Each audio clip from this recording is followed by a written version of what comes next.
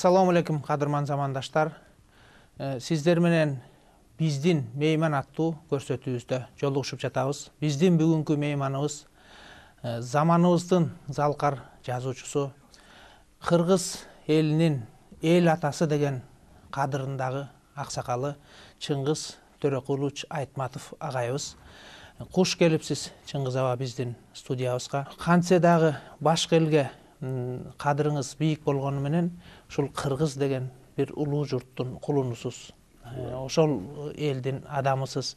Ушул келгенде, ушул жергеңизге бутуңузду койгондо, ушул жердин абасын дем алганда, ушу кандай сезимде болосуз? Эми бу жолу келгенде абдан ошол башкача бир шартта сезип атам.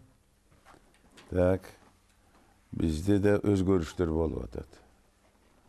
Албетте ар кимдин өзүнүн тууган жери, тууган эли бар. Алыста жүрсө киши сагынат.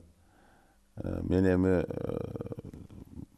тез эле келгендей болуп атам. Бир жылда 3-4 жолу келем. Бир топ убакыт жумшап. Анысы да бар, бирок эми дагы бу жолу келгенде жанагы бир чоң жыйынга катыштык. Ал ушул чыгармачылык чөйрөдөгү интеллигенцияны бүт дегендей чакырып, жазуучулардан тартып тетиги архитекторлорго чейин бардыгын. Анан биздин ушул жетекчилерибиз, президентибиз Бакиев баш болуп, ушундай бир чоң иш жүргүзүштү. Анткени мынау кийинки убактарда, кийинки жылдары көбүнчө саясат жагына көбүрөөк ооп кеткен замандар болуп атат. Так, баягы көчөдөгү, аянттагы көпчүлүктүн жүрүш турушу, анан ошонун арасында негизги маданият түзө турган жагдайлар четте калгандай болуп калды. Балдардын окуусунан тартып мектептеги. Азыр ушуну да ойлошубуз керек. Биздин мектептер дайыма айтып жүрүшү элек, кыргыз мектептери болсун. Биз ушу кыргыз мектептерин түзөбүз деп. Азыр бар кыргыз мектептери, бирок замана өзгөрүп кетти. Окуунун технологиясы да башкача. Азыр ушу 1-класстан тартып компьютерге жакындатып атат. Ошолордой шарт болуп атабы өзгөчө айыл арасында мектептерде. Так, мен өзүм ушу сыртта дипломат кызматта жүрүп, бир 3-4 жолу чоң аракет менен ошол жактагы техниканы, компьютерлерди дагы бир ушул немелерди жөнөткөнбүз бияка. Кайсысы каяка барганын билбейм, бирок ошол жакта бир уюмдар бар, сыртка жанагыдай жардам кылып. Муну айтып атканым ушуну да ойлош керек. Так, вот.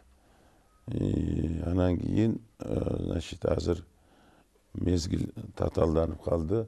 Мына биз өзүбүз баягы дайым өксүп жүргөнбүз, кыргыз тилибизди кандай болот деги бу деп, так вот, келечеги деп. Мына азыр келечеги ачык, кыргыз тилине толук бардык жагына мүмкүнчүлүктөр бар. Так, бирок ошондо дагы жалаң эле өзүбүздүн тилди бөпөлөп калган тилдер эмне болот? Биз жашаган дүйнө азыр глобалдык масштабтагы дүйнө, так вот. Ошондуктан өзүбүздүн эне тилди, кыргыз тилди абдан ушул орчундуу системага салып, бала чака, эл журт ушул өзүбүздүн мына басма сөз, анан кийин мына ушул телевизор деген азыр турмуштун эртеден кечке чейинки көрсөткүчү, так. Ошол тил бар, макул, мен ошону колдойм. Бирок ошого жараша азыркы мына глобализация заманында биз орус тилин дагы унутпай, ушу мурун кандай билгич болсок, азыр да ошондой болушубуз керек. Ошого бүт аракетти көрсөтүшүбүз керек. Эки тилди эгиз тил катарында көрүшүбүз керек, так? Вот. Анан буга кошуп да албетте, пожалуйста, англис тилин үйрөнөсүзбү, немис, испан, француз тилиби. Сиз кыргыз адабиятындагы жалгыз феномен өзүнчө бөлүнүп көрүнүп турасыз. Ал эми башка жазуучу атпайдын баардыгы чындыгында ачыгын эле айтканда, ала куштун атынан айтканда итке минип калды. Акыркы 20 жылда аны өзүңүз уктуңуз. Тиги чогулушта дагы. Анан эми биздин өкмөтүбүз, ушул аткаруу бийлигибиз ушул акыркы мезгилдерде деги эле ошондой ишти жасалбай калып калганын да уктуңуз да. Ошо кеп бар өкмөт ага чамасы жетпей өз ара баягы чабышып, кармашып атып, мына эми бир аз тыныш керек, көңүл буруш керек. Ошол жанагы адабият токтоп калган немеге бир кандайдыр бир аракет кылыш керек да, жардам бериш керек. Мисалы бир мыкты жазылган китеп болсо, ошону эгерде мына ошону колдосо билгичтер, аны басып чыгарып, так, хотя бы башталышын. Анан кийин ал өзүн өзү актап кетиш керек. Мына чыгармачыл адам, бул өзүнчө бир инсан. Жөндөмү бар, таланты бар киши чыгарма жарата алат. Бирок чыгарманын баары эле керектүү чыгарма эмес да. Мисалы, чыгармачыл илимпоз атом бомбасын жараткандай иш да. Бул көркөм чыгарманын дагы элди тетир жака ура турганын жасаачулар толтура. Турмуштун жаман жакшысы качан ылганып, качан баарыбыз эле жакшылык жакка көчүп, жаманды качан алып кетти эле. Ошо сыяктуу бул кетпес нерсе. Жазыла берсин. Ар кандай, ар түрлүү, ар кандай баягы умтулган немелер. Бирөөлөр кызыкчылык үчүн, бирөөлөр атак үчүн, бирөөлөр бирөөгө бир эме. Бирок ошонун арасынан акыры жүрүп 100 чыгарма болобу, 1000 чыгарма болобу, акыры жүрүп бирөө чыгат. А эгерде баарын токтотуп коюп, ой, бул жарайт, бул жарабайт, бул андай, бул мындай деп койсоң, процесс токтоп калат. Анда анысы да чыкпай калышы. Бул татаал нерсе. Ага сын көз караш менен керек. Аны сын изилдөөчүлөр айтыш керек. Мына мынау тармак, мынау багыт адабиятта болобу, кинодо, театрда болобу. Бул ушу болуп атат, бирок бул тескери жакка үндөп атат бизди. Так. Ошондуктан буга биз ушул баасын айтабыз. Тескери жакка.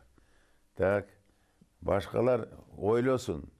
Бияка дагы кошумча болбой башка бир жолун издесин дейт. Анан кийин эле бардыгын эле электен өткөрүш мүмкүн эмес. Так. Мурун советтик заманда, социалисттик дöwürдө ошондой аракеттер болгон. Ошого жеткен. Мына партиялык же болбосо мына класс өзүнүн немесине, жагдайына туура келген, ал кетет. Биягынан бир аз күнөөлүү болсо эле ал керек жок деген, так. Бир жагынан тартипке салган, бир жагынан мүмкүнчүлүктү кемиткен. Бул чыгармачылык процесси татаал нерсе. Кыргыз жамаатынын ичинде жанагы намаз окуп, мусулман динине ыктап аткандар геометриялык прогрессия менен көбөйүп баратат. Бул бир тарабы. Анан ар кандай жанагы видео продукциянын таасири менен, ар кандай жанагы бузулган нерселердин таасири менен бузулган эл дагы геометриялык прогрессия менен көбөйүп баратат. Бул келечекте ушул жанагы каршылашкан эки тарапка негиз болуп баратат да, база болуп баратат. Анан биздин чыгармачыл интеллигенция дейбизби, жөн эле интеллигенция дейбизби, же саясий интеллигенция дейбизби, ошолордун артынан эл ээрчисе мүнтпейт эле да. Азыр алардын эч кимисинин артынан ээрчибей эле ушул эки тарап менен баратат. Менимче калыстык жол бар, так.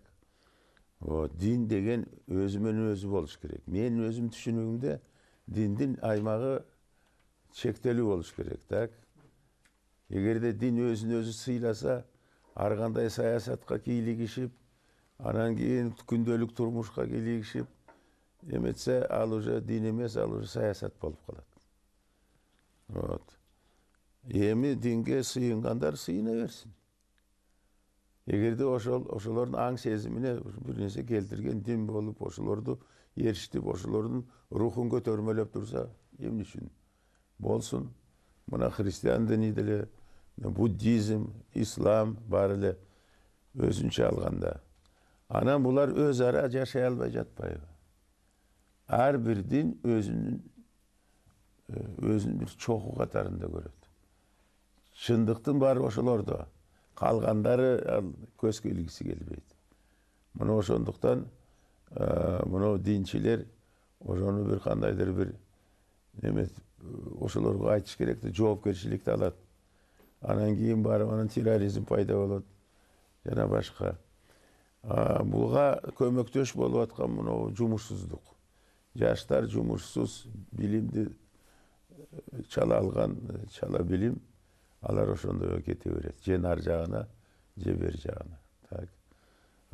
Ошондуктан бул көбүнчө телевидениянын милдети.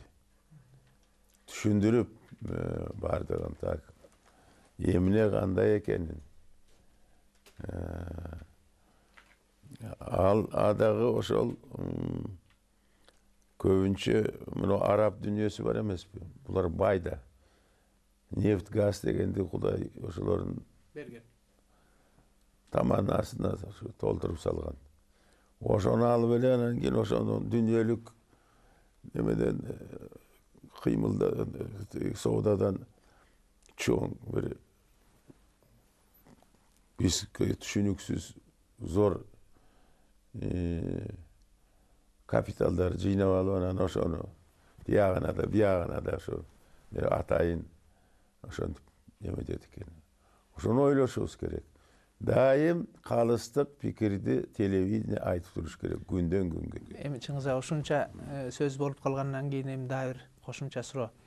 Ушу жанагы намаз окуп, ислам тарапка ыктап кетип аткан көп жаштар деп атабыз, ошо 10-9 жаштар.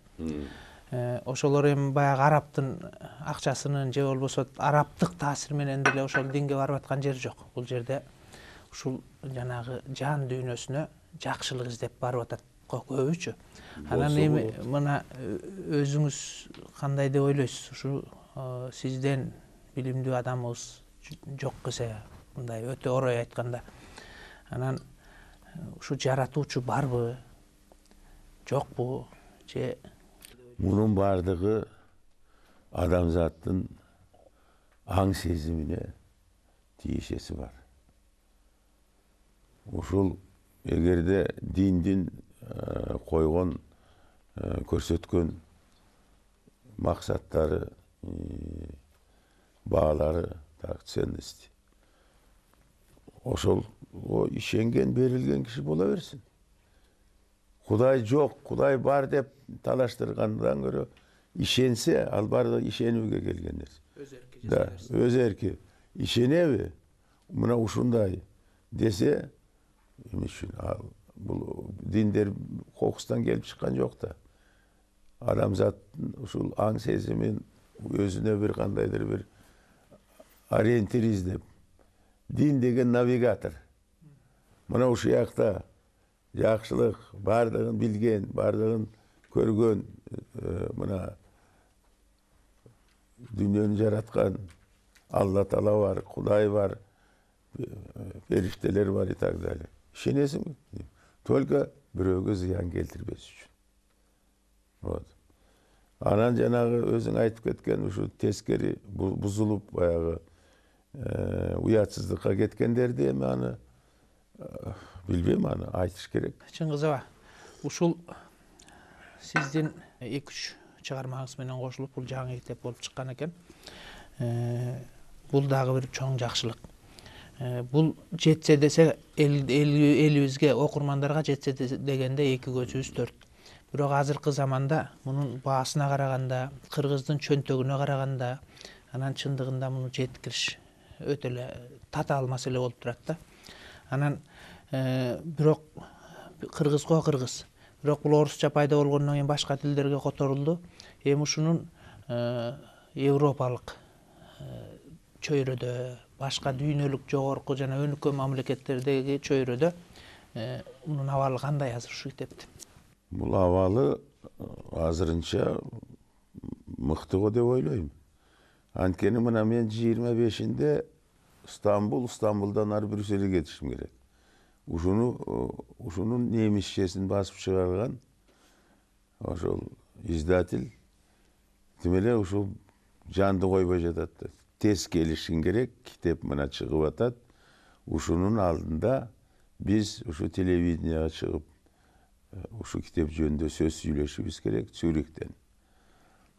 Анан кийин ушу презентация жасайбыз дейт. 16 шаарда, Германиянын 16 шаарында презентация болот. Берлинден тартып тиги Лейпцигке чейин. Анан фильм жасайбыз деп россиялыктар чыгып атат. Телефильм, кстати. 4 сериялуу телефильм жасайбыз дейт. Өздөрүнүн эле демилгеси менен ошентип атышабы же? Өздөрү сунуш кылат. Биз окуп чыктык. Бизге давайте биз алардын немеси аңдыганы вот жакшы сюжет болуп, ошонун аркасында бир нерсени жасап жиберсекпи деп ойлойт. Жанагыл Бириккен Улуттар уюму деген чоң дүйнөлүк уюм бар. Ошонун резолюциясында баягы кыргыз мамлекетинин 2200 жылдыгы деген резолюцияны кабыл алгандын эле ошол эле күнү дагы бир резолюция кабыл алынган экен.